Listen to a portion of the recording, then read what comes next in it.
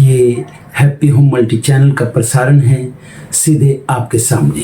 Focus Hindustan Mumbai news channel पर आप सभी का स्वागत। मैं हूं माजिद सिद्दीकी। दुआ सलाम आदाब जय भीम। हक और हकीकत को बताने वाले खामोश बैठे हैं, सच बोलने वाले पर इल्ज़ाम। आने वाला वक्त ही बताएगा। वीडियो को आखिर तक देखिए। सबसे पहले फोकस हिंदुस्तान को सब्सक्राइब करें, लाइक करें, शेयर करें और अपने कमेंट ज़रूर भेजें। समाज को जगाने के लिए आपकी ज़रूरत है। मैं फिर आऊँगा ताज़ा खबरों को लेकर। माजिद सिद्दीकी, जय हिंद।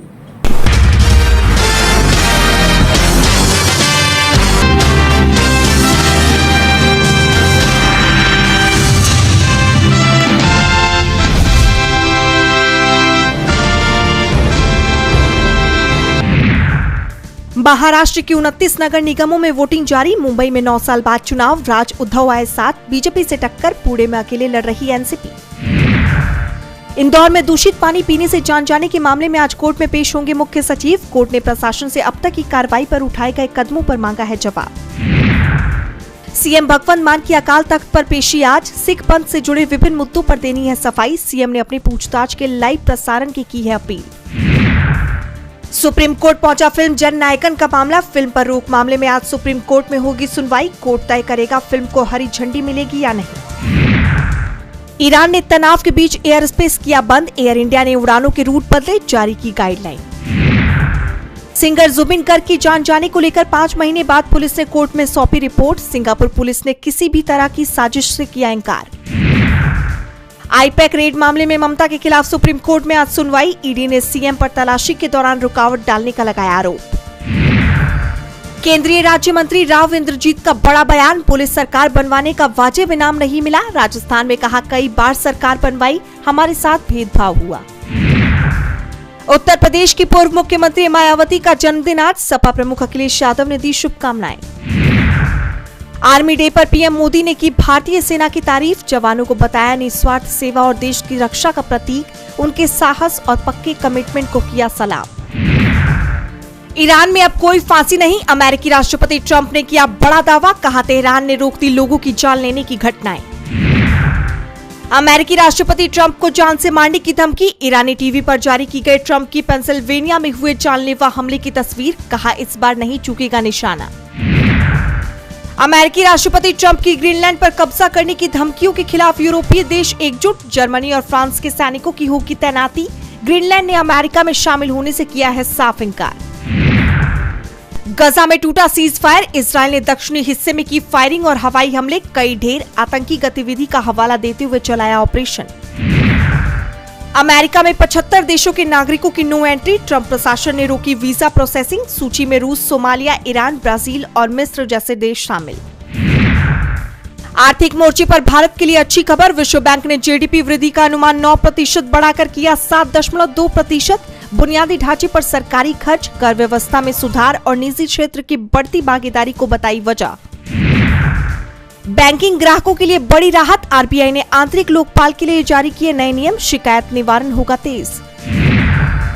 भारतीय बैंकिंग क्षेत्र में जापान की दस्तक। एसएमबीसी को आरबीआई की हरी झंडी। अब भारत में बना सकेगी पूर्ण स्वामित्व वाली कंपनी। पहली बार रिकॉर्ड $1.19 ट्रिलियन पार हुआ चीन का ट्रेड सरप्लस। दुनिया भर के मार्केट तक पहुंचा चीनी सामान। ट्रंप का टैरिफ रहा बेअसर। तीसरी तिमाही में 2% घटा इन्फोसिस का मुनाफा। 6,654 करोड़ रहा। 9% बढ़ा रेवेन्यू। नौकरी छोड़ने वाले कर्मचारियों की घटी संख्या।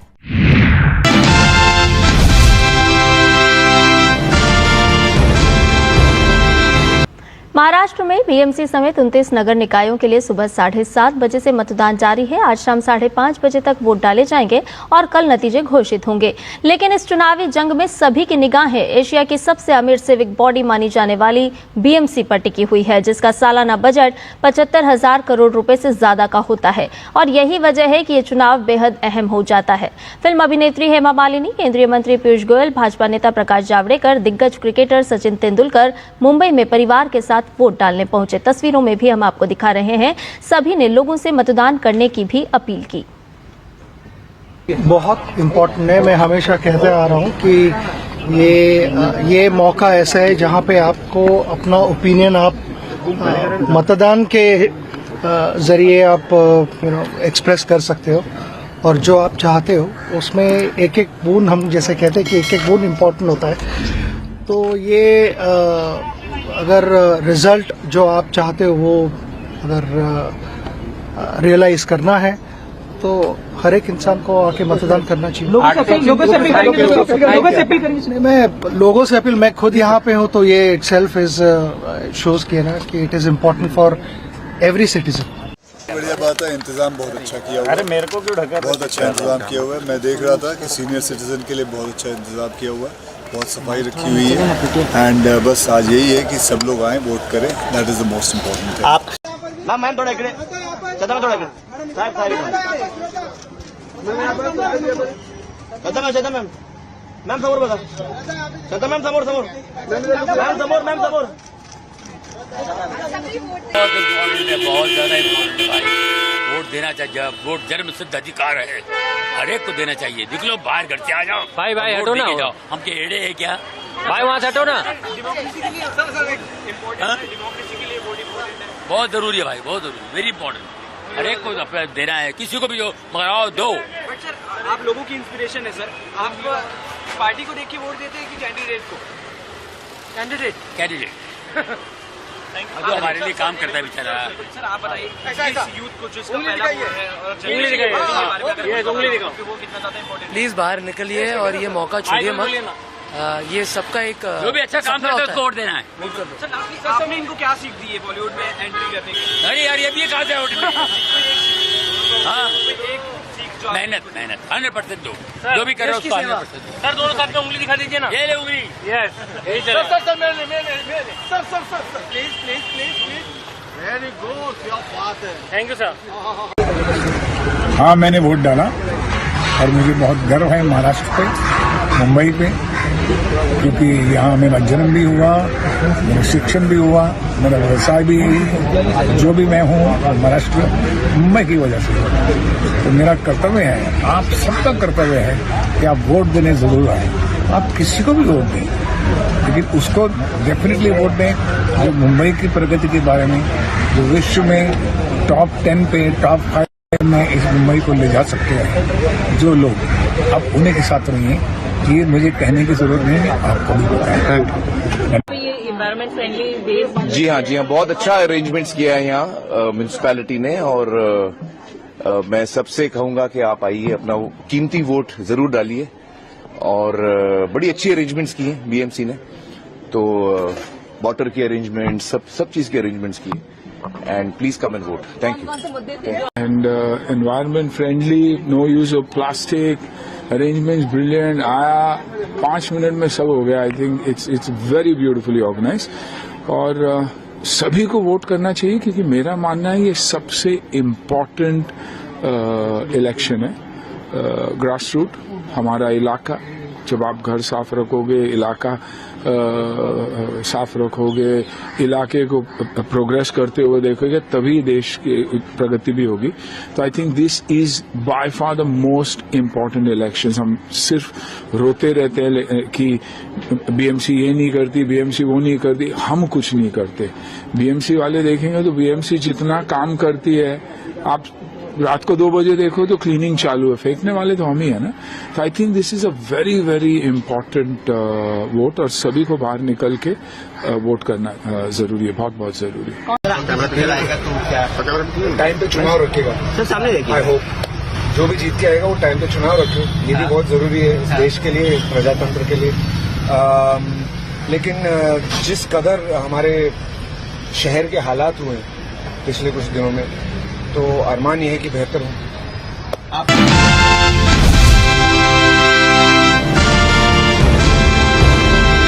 एक तरफ महाराष्ट्र के बीएमसी चुनाव के लिए होने वाली वोटिंग में 24 घंटे का भी समय नहीं बचा। चुनाव के लिए प्रचार प्रसार भी थम चुका है, और इन सब के बीच चुनाव आयोग ने एक बड़ा फैसला लिया है। चुनाव आयोग ने मतदान के दौरान ईवीएम के साथ प्रिंटिंग ऑक्सिलरी डिस्प्ले यूनिट यानी पारू इस्तेमाल करने का फैसला किया है। चुनाव आयोग के इस फैसले से बड़ा विवाद खड़ा हो गया। विपक्षी पार्टियां चुनाव आयोग के इस फैसले को लेकर सवाल उठा रही हैं। दरअसल चुनाव से ठीक पहले चुनाव आयोग ने नियमों में बदलाव किया है। बदले हुए नियमों के तहत अब नोटा सहित हर बटन 2-2 बार दबाकर जांच की जाएगी। इसी के साथ ही उम्मीदवार मौजूद हो या ना हो, लेकिन मॉक पोल किसी भी हालत में नहीं रुकेगा। जबकि पहले मॉक पोल की पूरी वीडियो रिकॉर्डिंग जरूरी कर हर चरण को कैमरे की सख्त निगरानी में रखने का फैसला किया गया है। इसी के साथ चुनाव आयोग ने ईवीएम के साथ प्रिंटिंग ऑक्सिलरी डिस्प्ले यूनिट यानी पाडू इस्तेमाल करने का फैसला किया है और इसी को लेकर विवाद खड़ा हुआ है। बता दें कि पाडू मशीन एक छोटा उपकरण है जिसे ईवीएम से जोड़ा जाएगा। इस सिस्टम से कंट्रोल यूनिट और बैलेट यूनिट को जोड़ने के आदेश जारी किए गए हैं।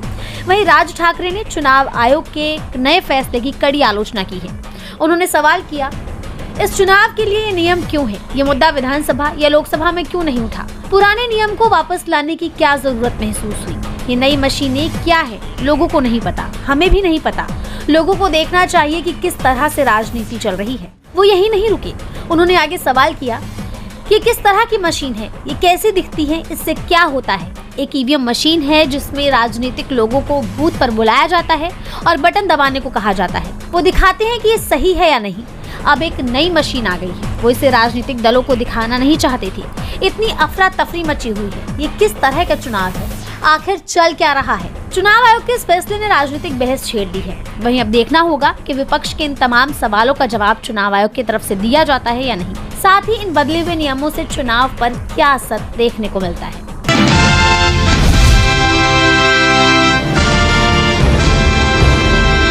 आखिरकार 4 साल के इंतजार के बाद महाराष्ट्र में नगर निगम के मतदान हो रही है, लेकिन शिवसेना और मनसे ने मतदान को लेकर गंभीर सवाल खड़े कर दिए हैं।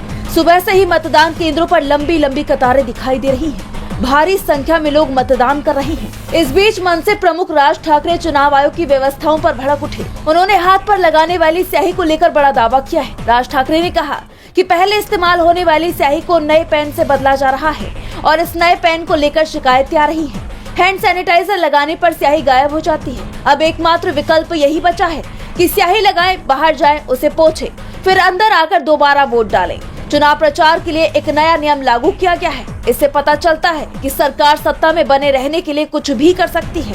जब कोई इस तरह के धोखाधड़ी वाले तरीकों से सत्ता में आता है तो हम इसे चुनाव नहीं कह सकते। इसके साथ ही मनसे प्रमुख ने सलाह देते हुए कहा कि मैं जनता, शिवसेना कार्यकर्ताओं और मातोश्री सेना कार्यकर्ताओं से इन सभी बातों के प्रति सतर्क रहने की अपील करता हूं। एक व्यक्ति को 2 बार वोट डालते हुए पकड़ा गया। इसके अलावा शिवसेना यूबीटी नेता साईनाथ दुर्गे ने भी मनसे प्रमुख की बात का समर्थन किया है। यानी साफ है कि अगर ये निशान आसानी से मिट जाता है तो इसका गलत फायदा उठाया जा सकता है। हालांकि आयोग और प्रशासन ने इस प्रक्रिया को सही बताया है, लेकिन अब इस स्याही मिटने की शिकायतों ने सियासी पारा गरमा दिया है। चुनाव आयोग भी घिरता दिखाई दे रहा है।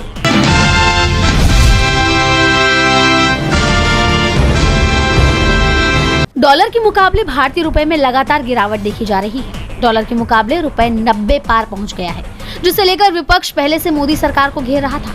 और इस बीच एशियाज वर्स्ट परफॉर्मिंग करेंसी की रिपोर्ट सामने आई है, जिसने विपक्ष को मोदी सरकार पर अपने हमले और तेज करने का मौका दे दिया। एशियाज वर्स्ट परफॉर्मिंग करेंसी 2025 की रिपोर्ट में भारत का नाम सबसे ऊपर है। यानी साल 2025 में पूरे एशिया में किसी देश की करेंसी सबसे खराब प्रदर्शन कर चुकी है तो वो भारत की करेंसी है।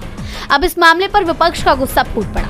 कांग्रेस ने मोदी सरकार को घेरते हुए एक्स पर इस रिपोर्ट को शेयर करते हुए पोस्ट किया, भारतीय रुपया 2025 में एशिया का सबसे खराब प्रदर्शन। रुपया डॉलर के मुकाबले -6.03% कमजोर हुआ।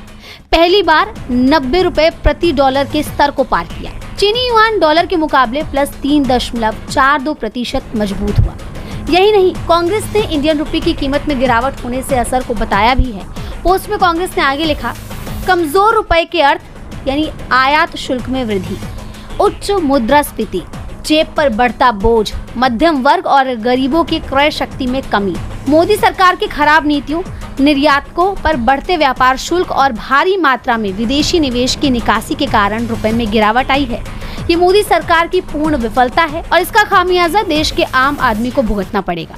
जैसा आप जानते हैं कि पिछले लंबे समय से डॉलर के मुकाबले रुपए गिरता जा रहा था और अब भारत का नाम सबसे खराब प्रदर्शन करने वाली करेंसी की लिस्ट में शामिल हो गया है, जिस पर विपक्ष ने मोर्चा खोल दिया। देखना होगा कि मोदी सरकार की तरफ से इस पर कोई प्रतिक्रिया आती है या नहीं।